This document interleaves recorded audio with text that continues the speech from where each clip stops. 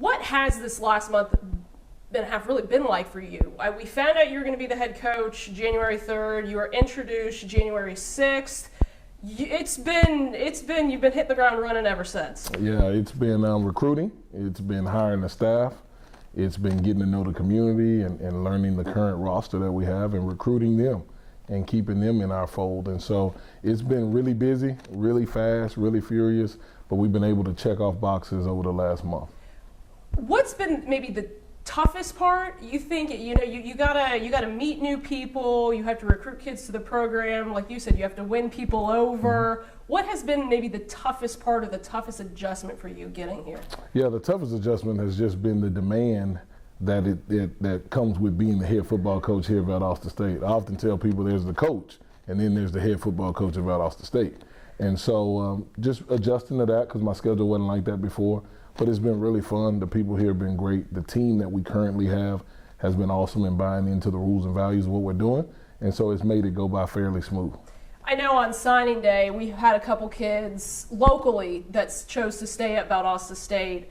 When you get those local talent, be it hyper local like Valdosta, mm-hmm. but also the surrounding areas within a 2-3 hour drive, what is it like to get those kids to come? They know Valdosta State. Yeah. And now they know you, to get those kids to buy in. Does it almost mean a little bit more? Yeah, it's exciting. It's exciting because when you look at our roster, we don't have a lot of South Georgia kids that have played here.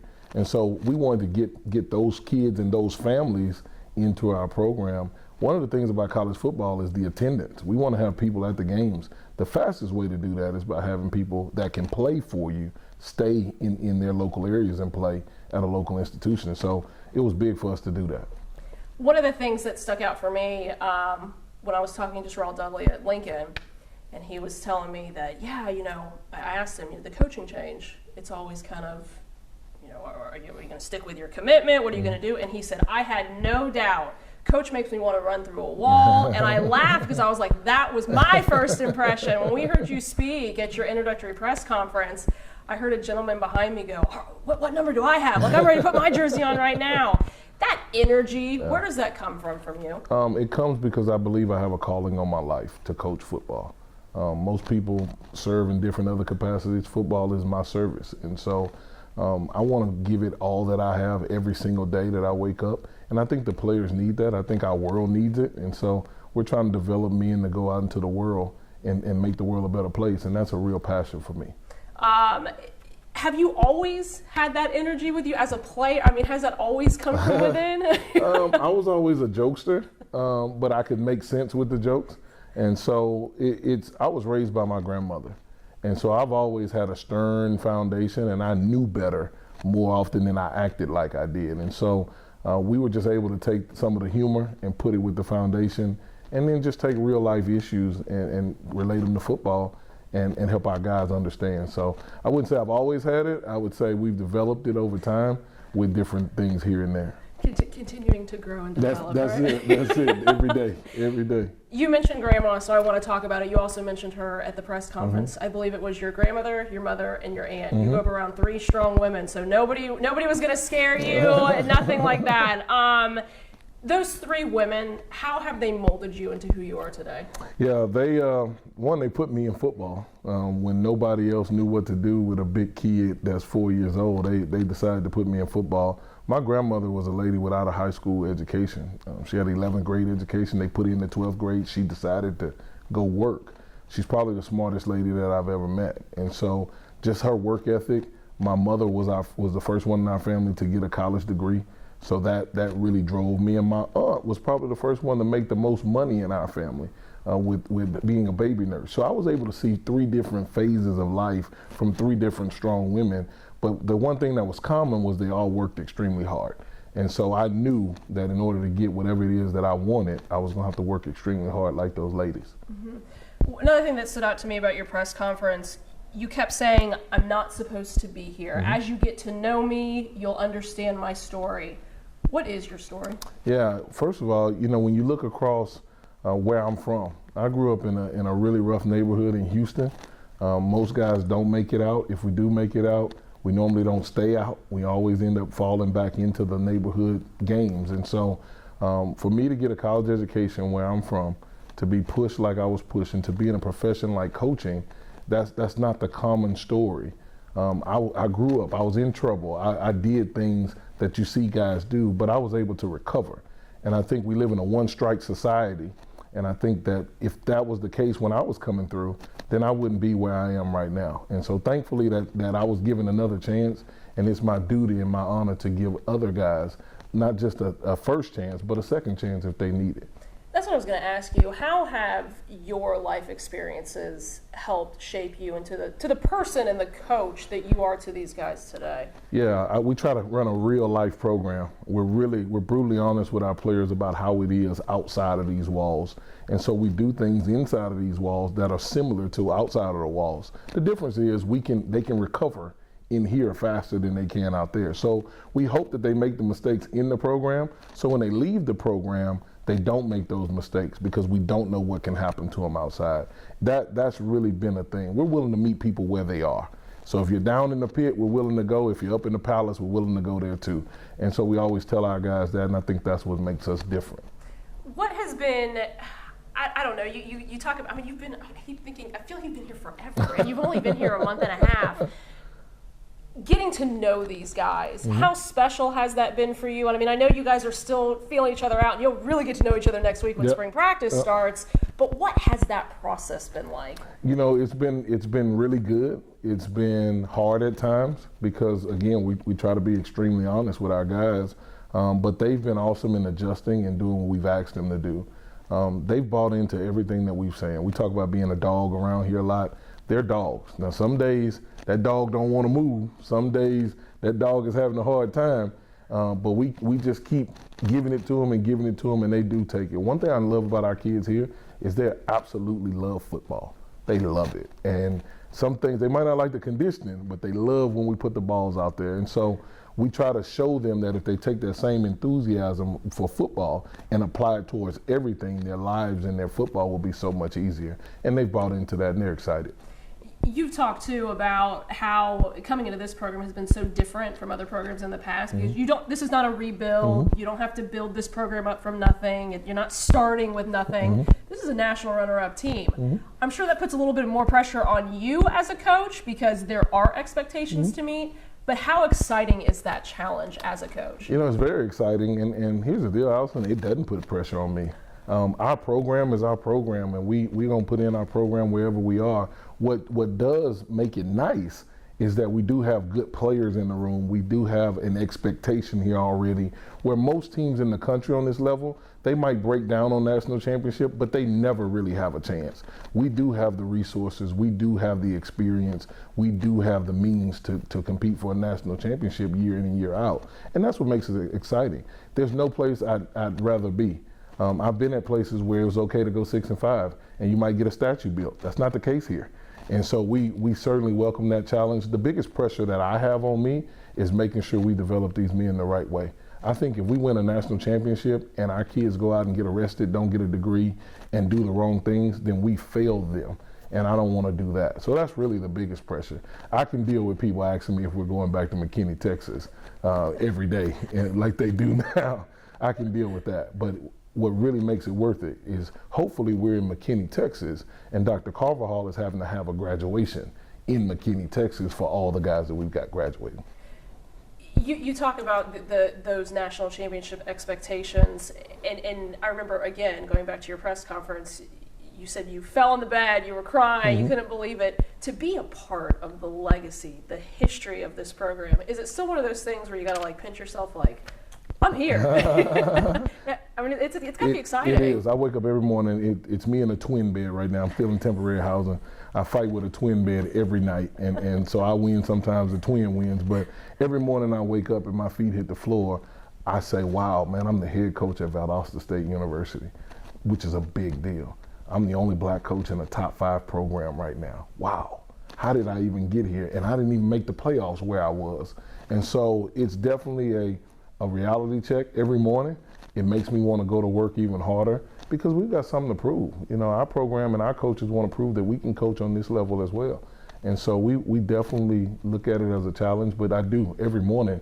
I don't pinch myself. I'm kind of sore on that, but I do have that reflection every morning that I'm the head football coach at a top 5 program. And hopefully you're winning the battle with the twin bed and you advance. maybe We'll queen, get a king. the king here in a couple of weeks. there we go. Coach, too, just you mentioned it, being the first black head football coach here at Valdosta High School, or Valdosta High School. I think of Valdosta High School because Shelton Felton is the first black head coach at Valdosta High School. You're also the first black head coach here at Valdosta State. Yeah. You've talked about it before, just the amount of pride that is. You're representing a lot of people that haven't gotten that opportunity and hopefully paving the way for others to have this opportunity in the future. Yeah. Does it weigh heavy? I mean, you talk about no pressure, but is there a little pressure with that? No doubt. There's pressure to do well. There was pressure at the first time I became a head coach. Somebody told me the other day on the Zoom call, you might be the first black head coach that's been the first black head coach at 2 different institutions back to back. And I'm honored. I do think it's a shame. I do think we have to do better, but I think we can do better if people see us here doing really well. People hire people that they believe in. And so Herb Reinhardt gave me a chance. He believed in what we were selling, and we've tried to hold true to that. I think if we're successful, then we can help pave the way, because there are a lot more coaches that look like me that are extremely smart and way more schemier and fancier than myself. And so I look forward to the day to where that's not a conversation anymore and that we're equal. Absolutely. Now, is there more pressure being the first black head coach at Valdosta State, or is there more pressure to win here at Valdosta State? Are they equal? Yeah. I mean, what is that like? Well, it goes back to what we talked about. The pressure is to make sure our guys graduate, to make sure they when they go out into the community and they do the right things, and that they're prepared for life. The other pressure is just as equal. There was a 50-year-old lady that told me we expect to go back to McKinney and we're with you, win or tie.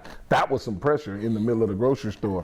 And so, it's just, there's a high level of expectation here, and we welcome that. We really do. Not one morning have I woken up saying, man, it's either win the national championship or bust. I haven't done that at all. And so, but I do understand where I am. I do understand the assignment of the program, and so we look to fulfill that. You're a defensive coach, too. You talk about being first. We're trying to rack our brains as to who else has been a defensive-minded head coach at Valdosta State University. That's kind of unique, too, for fans. Yeah. It's going to be a little bit different on game day, not having that offensive mind on the sideline. Yeah. People talk about being a defensive coach. I've molded myself into being a neutral head coach. I'm the referee in practice, so I can't say I'm defensive or offensive. What I do know is I try to be a head football coach, and I think it's the head coach's responsibility to make sure the team is prepared and the community is involved. And so we go to work in doing that. I've got 2 extremely qualified and talented coordinators in Brandon Anderson on defense and Rick Bowie on offense. And Rick came from the air raid system, so our fans are a little bit at ease. We work with Coach Hogerson at Houston, so we're running air raid things and air raid concepts. But even so, what people know as air raid has transformed. Gary was an air raid guy. We had 3 1,000-yard rushers. So we just play good football here. And we still plan to light up the scoreboard the same way. The difference is there'll be a lot more. If somebody scores over 17, you might find me passed out on the 22-yard line, because we believe that a defense should hold people to 17 points or less. And so it's been a little bit different with some of the things that we've come in with the program, because they are defensive. But I think our kids wanted that. I think our kids have bought into that, and it's fun watching them run around. You talk about talented guys on this team. Has there anybody, I know, again, it's so early. We've got Tuesday to look forward to with that first day of spring practice, but has there been anybody so far, maybe in workouts and meeting rooms, that you're like, all right, I'm really excited to see what this person does? Well, you start with the quarterback, Ivory Durham. When you watch him throw the football, he's special. Everybody knows that. Everybody saw what he did in his first year as a starter. But then you look at Jamion Gaston, the linebacker for us. You look at Tay Martin, a defensive end for us that can be a stand-up outside backer or be a defensive end. Seth McGill is as talented as advertised. You look at some of the offensive linemen. We got Ashton Jones, who is a big tackle. We're looking to see what he can do in his first year as a starter. So we've got guys like that are unnamed and uncalled, but did do a very good job for us before, that probably should be in more people's minds as we move forward. I'll be able to answer that really good the night of our spring game, because I'll have 14 practices at that time of body of work. But definitely there's a lot of guys we're looking forward to. Safe to say you're pretty excited. Oh man, I can't wait to get out there. We're doing some mini camp stuff right now where we're doing pods and all that stuff, and it's itching. We're getting close. So I should have started on a Sunday if I had been thinking. I should. Should have won. Yeah, I should have just got it started. Next year, right? Next year. Coach, I do want to get into some fun things about you. Let people kind of know who we are as a coach. So we're going to do a little bit of this or that, a little bit of rapid fire questions. Okay. Red or black? Black. So are we going to see some like all blackout uniforms? Yeah, we're trying. We're working on I something. want to say Valdosta State's got a lot of really cool uniform combinations, so some things to play with. Yep.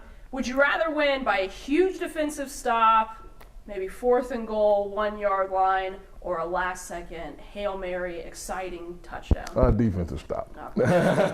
Defensive guy at the root. Neutral coach, defensive guy, yeah. Got any game day rituals, maybe weird superstitions? You know, I walk before every game. I walk around the field. I walk around the field quite a bit. And that started a long time ago. I walk, then I go in and take a shower. I have to take a shower right before the game. I don't know what that is, but I've done that everywhere I've ever been, and it's worked out for me. I was going to say, you got to cleanse the demons, get ready for that mindset. Game day music you like to get hyped to? Gospel. Really? I'm a big gospel guy. I figured we need all the help we can get, so I go gospel. Walk the field, take the shower, listen to the gospel. Is it in that order? Yep. There we go. Any pets? No pets. No pets. I'm going to get a dog here. There you go. Yeah, I was going to ask dog or a cat. Yeah, I'm going to get a dog. I'm going to name him Blazer. There we go. I mean, got to. You can't argue with that. So you're back in the South. I know you've coached in the South before. Mm-hmm. Any good food yet? Have you been missing anything out in Colorado that you're like, yes, I'm back? Yeah, collard greens. I've had That's more. A true Southern I've had food. more collard greens and mustard greens in the last month. I've got to do some more walking because of that. An extra lap around the field on game day. No, the food here is so good. I went back to move my stuff and I didn't know what to eat when I was there. And I was like, I lived here for 2 years. I don't even know what to eat. I think I got like McAllister's or something. And so super generic. I actually left a day early to hurry up and get back. The food is that good in Valdosta, Georgia, guys. I mean, snow or sun? Sun. Yeah. Every time. Yeah. The snow is cool, and then when you have to get out and drive, then you don't want to do that. No, so shovel. Yeah, I can't even imagine practicing. You're like practicing on concrete with that ice. I'll take the sun every day. Good answer. Favorite part of coaching? Being around players. Being around players, being in the office. And I'm not talking about being around players with football. Just when they come in my office, we've got a rule where when you come in my office, don't talk to me about football. I'll talk to you in the hallway about football. When you come in my office, it's to talk about your family, it's to talk about issues that's going on. And so that to me is the biggest obligation that I have on a daily basis. The coaches coach football. They do a really good job at it. But being around players is my most favorite part. And then being around our staff. Our staff is awesome. I try not to go home. And right now, nobody wants to go home because their families aren't here. So we just kind of hang out a lot. It's kind of like a fraternity house. Oh, gosh. Well, when you get Blazer, though, you're going to have to go home. Have to go or home. Blazer can hang around the field house. There we go. Have you always been that kind of coach, or is that kind of your philosophy molded over time? No, I've always been that way. I had a coach that let me play video games at his house, and he'd bring it to the office. And so that always stuck to me as that was part of a coach's responsibility. And I ended up sharing a lot of things with that coach that he helped me through and become a man. Because I had women at home, but I needed a male influence. And so I've always thought that was a part of it. I think that's all I got, Coach. I appreciate the time. We're looking forward to spring practice. Anything you want to reveal about what spring's going to look like, what that spring game's going to look like coming up here in a couple weeks? We look forward to having a really competitive spring game. We're going to do some stuff with season tickets. We want to sell out our season. Our players are working extremely hard, and we want people to come and watch a great brand of football. So hopefully we'll have that stuff out by the time our spring game comes. The quarterback probably won't play very long, so make sure you get there early. But we look forward to having a competitive scrimmage that night, and we're going to try to split the teams if depth allows us to do that and try to have some fun. And see a lot of good defense. It's going to be some defense played now. There we go. Coach, thank you. Appreciate Thank the you time. so much. We'll see you in a couple weeks. Yep.